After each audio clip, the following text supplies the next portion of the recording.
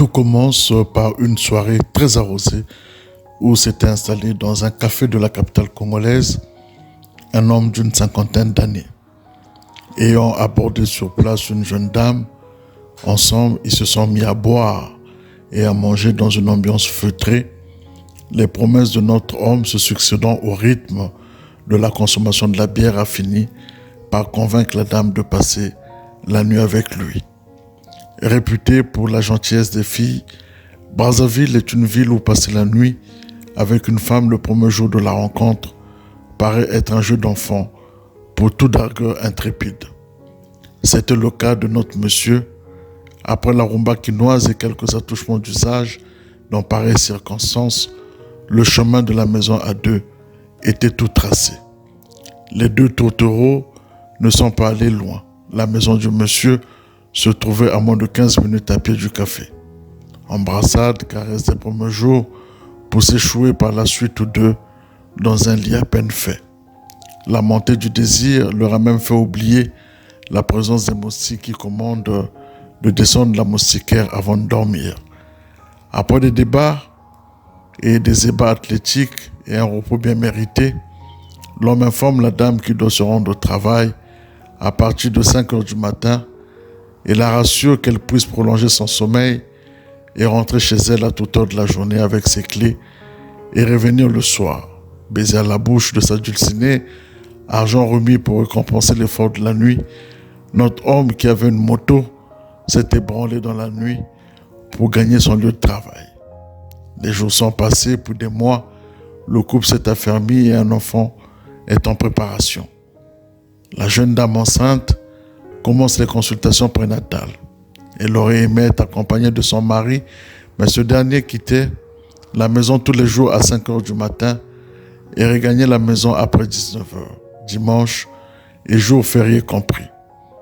Malgré les interrogations de la dame, qui se demandait pourquoi son homme ne quittait et ne regagnait la maison que la nuit, celui-ci ne manquait pas de se justifier en mettant en avant la charge de son travail. Notre homme était si gentil avec sa femme que les interrogations de celle-ci se noyaient par les présents qu'il lui faisait régulièrement. Au centre de santé où elle était suivie, on lui demande de présenter la pièce d'identité de son mari afin d'accomplir les formalités d'usage. À la vue de cette pièce, la sage-femme du jour se glace. Silencieuse, elle lui demande si l'identité de l'auteur de la grossesse est réelle. Elle acquiesce et demande pourquoi cette question. La sage-femme la rassure et poursuit en disant que les pièces présentées devaient être gardées jusqu'à la prochaine consultation. Arrivée à la maison, notre dame en informe son homme qui n'a pas réagi et s'est dit qu'il faut se conformer aux formalités d'usage imposées par le centre de santé. Le jour du rendez-vous suivant, la dame se présente au centre de santé et à sa surprise, la sage-femme est entourée d'une dizaine de personnes. Sans mot dire, elle s'installe devant elle pour être auscultée quand cette dernière à la place lui présente plutôt les personnes qui l'entourent. Elles étaient ses frères et ses sœurs.